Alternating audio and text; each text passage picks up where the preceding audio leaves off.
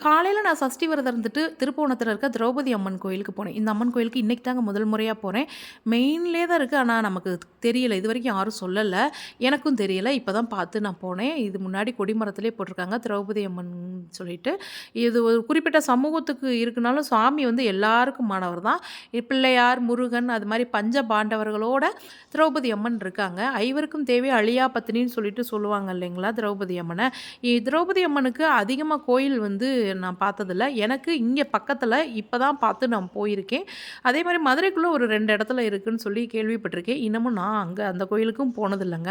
ரொம்ப சிறப்பா சாமி கும்பிட்டுட்டு அவங்கள்ட்டயே நெறைய விசாரிச்சேன். அப்ப அவங்க சொன்னாங்க, "விழுப்புரத்துல இருந்து தான் பிடிமண் எடுத்துட்டு வந்து இங்க வச்சு சாமி கும்பிடுறதா 80 வருஷம் மூடி இருந்தது. புனர்பூஜை பண்ணி கும்பாபிஷேகம் வச்சு இப்ப வழிபட்டுக்கிட்டு இருக்காங்க. ஆடி மாசம் சிறப்பா கொண்டாடுவாங்களாம் 12 நாள். பௌர்ணமிக்கு சிறப்பா இருக்குங்க."